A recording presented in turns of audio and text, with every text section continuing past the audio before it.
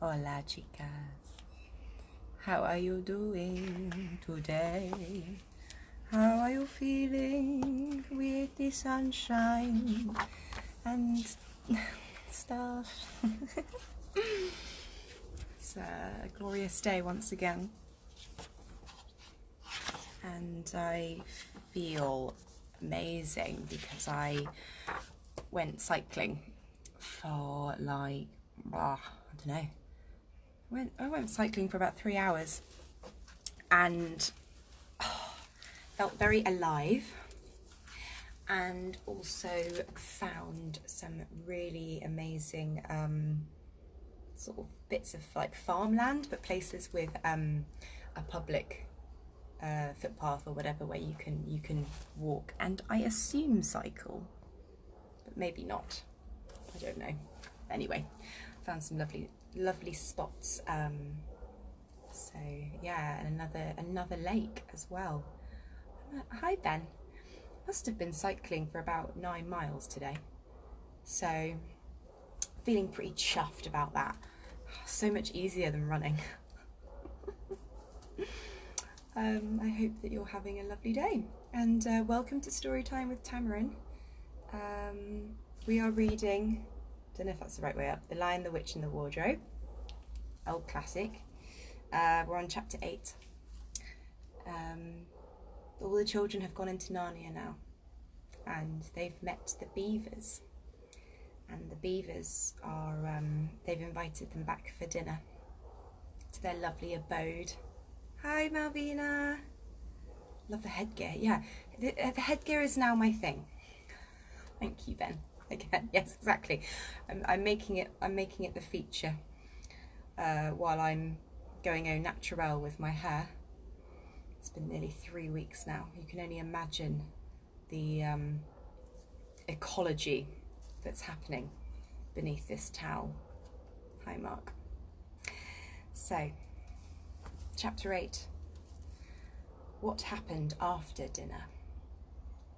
And now, said Lucy, do please tell us what's happened to Mr. Tumnus. Ah, that's bad, said Mr. Beaver, shaking his head. That's a very, very bad business. There is no doubt he was taken off by the police. I got that from a bird who saw it done. But where's he been taken to? Asked Lucy. Well, they were heading northwards when they were last seen, and we all know what that means. No, we don't, said Susan. Mr. Beaver shook his head in a very gloomy fashion. I'm afraid it means they were taking him to her house, he said. But what'll they do to him, Mr. Beaver? Gasped Lucy. Well, said Mr. Beaver, you can't exactly say for sure, but there's not many taken in there that ever comes out again. Statues. All full of statues, they say it is, in the courtyard and up the stairs and in the hall. People she's turned. He paused and shuddered. Turned into stone. But, Mr. Beaver, said Lucy, can't we, we must do something to save him. It's too dreadful, and it's all on my account. I don't doubt you'd save him if you could, dearie, said Mrs. Beaver. But you've no chance of getting into that house against her will and ever coming out alive. Couldn't we have some stratagem? Said Peter. Couldn't we dress up as something, or pretend to be, peddlers or anything, or watch till she has gone out, or, hang it all, there must be some way. This fawn saved my sister at his own risk, Mr. Beaver. We can't just leave him to have that done to him. It's no good, son of Adam, said Mr. Beaver. No good you're trying, of all people. But now that Aslan is on the move. Oh, yes, tell us about Aslan, said several voices at once, for once again that strange feeling, like the first signs of spring, like good news, had come over them. Who is Aslan? Asked Susan. Aslan? Said Mr. Beaver. Why, don't you know? He's the king. He's the lord of the whole wood, but not often here, you understand. Never in my time or my father's time. But the word has reached us that he has come back. He is in Narnia at this moment. He'll settle the White Queen all right. It is he, not you, that will save Mr. Tumnus." She won't turn him into stone too," said Edmund. "Lord love you, son of Adam, what a simple thing to say," answered Mr. Beaver with a great laugh. "Turn him into stone? If she can stand on her 2 feet and look him in the face, it will be the most she can do and more than I expect of her. No, no, he'll put all to rights, as it says in an old rhyme in these parts. Wrong will be right when Aslan comes in sight. At the sound of his roar, sorrows will be no more. When he bares his teeth, winter meets its death. And when he shakes his mane, we shall have spring again. You'll understand when you see him." "But shall we see him?" asked Susan. "Why, daughter of Eve, that's what I brought you here for. I'm to lead you where you shall meet him," said Mr. Beaver. Asked Lucy. "Aslan a man?" said Mr. Beaver sternly. "Certainly not. I tell you he is the king of the wood and the son of the great emperor beyond the sea. Don't you know who is the king of beasts? Aslan is a lion, the great lion." "Ooh," said Susan. "I thought he was a man. Is he quite safe?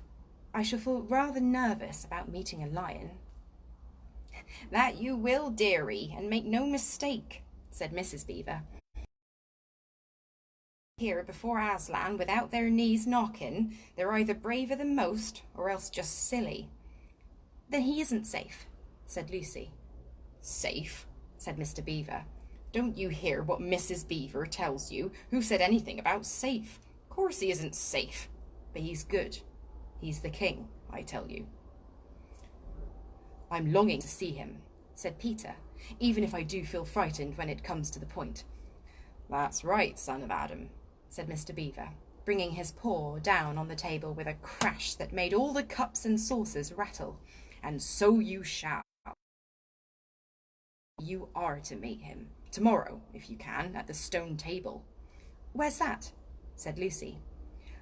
"I'll show you," said Mr. Beaver. "It's down the river, a good step from here. I'll take you to it." "But meanwhile, what about poor Mr. Tumnus?" said Lucy. "The quickest way you can help him is by going to meet Aslan," said Mr. Beaver. "Once he's with us, then we can begin doing things. Not that we don't need you too, for that's another of the old rhymes. When Adam's flesh and Adam's bone sits at Cair Paravel enthroned, the evil time will be over and done." "So things must be drawing near their end now he's come and you've come." Still Mr. Beaver. "So things must be drawing near their end now he's come and you've come. We've heard of Aslan coming into these parts before, long ago, nobody can say when, but there's never been any of your race here before." "That's what I don't understand, Mr. Beaver," said Peter. "I mean, isn't the witch herself human?" "She'd like us to believe it," said Mr. Beaver, "and it's on that she bases her claim to be queen, but she's no daughter of Eve. She comes of your father Adam's—" Here Mr. Beaver bowed. Your father Adam's first wife. Her they called Lilith, and she was one of the Jinn. That's what she comes from on one side, and on the other she comes from the giants. No, there isn't a drop of real human blood in the witch. That's why she's bad all through, Mr. Beaver," said Mrs. Beaver. "True enough, Mrs. Beaver," replied he. "There may be 2 views about humans," meaning no offence to the present company, "but there's no 2 views about things that look like humans and aren't." "I've known good dwarfs," said Mrs. Beaver. "So have I, now you've come to speak of it," said her husband, "but precious few, and they were the ones least like men. But in general, take my advice. When you meet anything that's going to be human and isn't yet, or used to be human once and isn't now, or ought to be human and isn't, you keep your eyes on it and feel for your hatchet, And that's why the witch is always on the lookout for any humans in Narnia. She's been watching for you this many a year, and if she knew there were 4 of you, she'd be more dangerous still." "What's that to do with it?" asked Peter. "Because of another prophecy," said Mr. Beaver. "Down at Cair Paravel. That's the castle on the sea coast down at the mouth of this river, which ought to be the capital of the whole country, if all was as it should be. Down at Cair Paravel there are 4 thrones, and it's a saying in Narnia, time out of mind, that when 2 sons of Adam and 2 daughters of Eve sit in those 4 thrones, then it will be the end not only of the White Witch's reign, but of her life. And that is why we had to be so cautious as we came along, for if she knew about you 4, your lives wouldn't be worth a shake of my whiskers." All the children had been attending so hard to what Mr. Beaver was telling them that they noticed nothing else for a long time. Then, during the moment of silence that followed his last remark, Lucy suddenly said, "I say, where's Edmund?" There was a dreadful pause, and then everyone began asking, "Who saw him last? How long has he been missing? Is he outside?" And then all rushed to the door and looked out. The snow was falling thickly and steadily. The green ice of the pool had vanished under a thick white blanket, and from where the little house stood in the centre of the dam, you could hardly see either bank. And look, let me show you them. Here. I don't know if you can see with the sunshine, but there they are, sat round having dinner, having a chat, having some tea.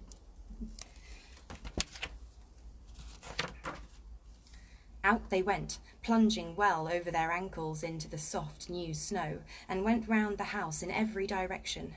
"Edmund! Edmund!" they called till they were hoarse, but the silently falling snow seemed to muffle their voices, and there was not even an echo in answer. "How perfectly dreadful!" said Susan, as they at last came back in despair. "Oh, how I wish we'd never come!" "What on earth are we to do, Mr. Beaver?" said Peter. "Do?" said Mr. Beaver, who was already putting on his snow boots. "Do?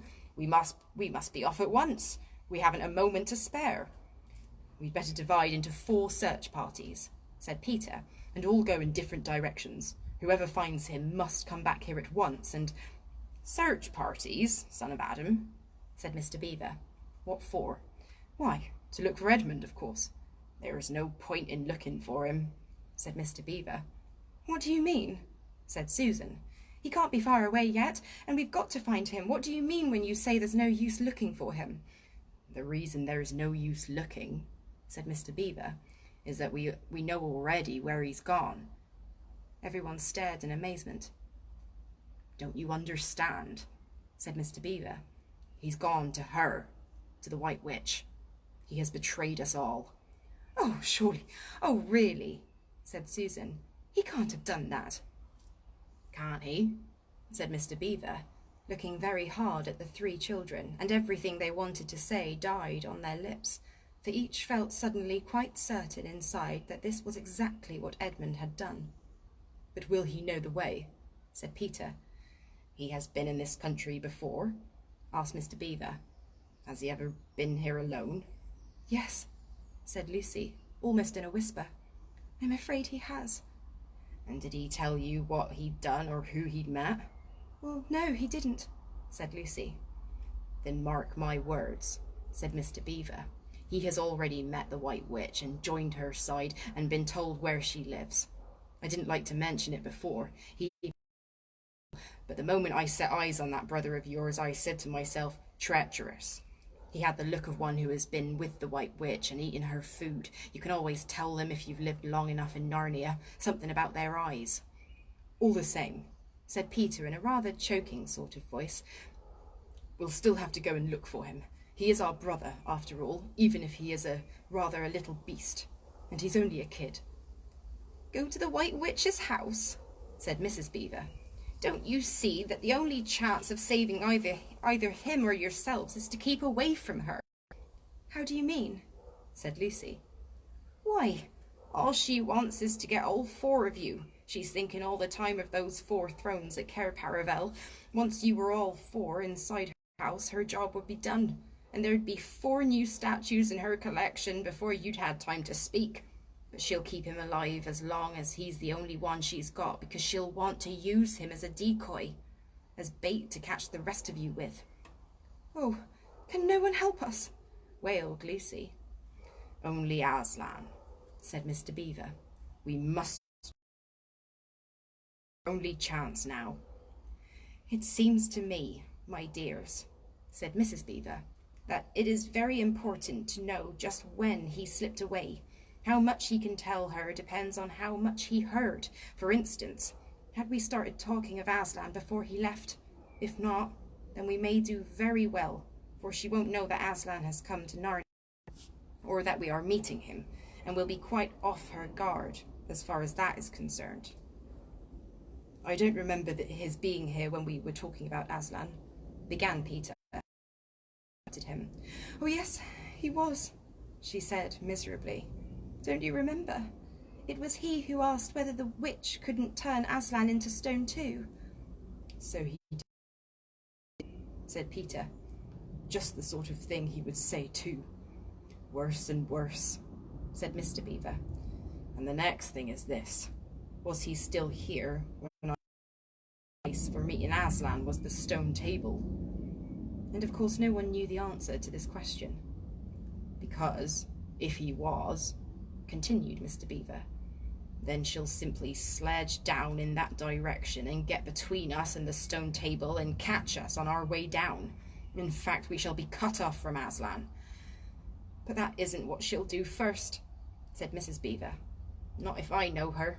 The moment that Edmund tells her that we're all here, she'll set out to catch us this very night, and if he's been gone about half an hour, she'll be here in about another 20 minutes.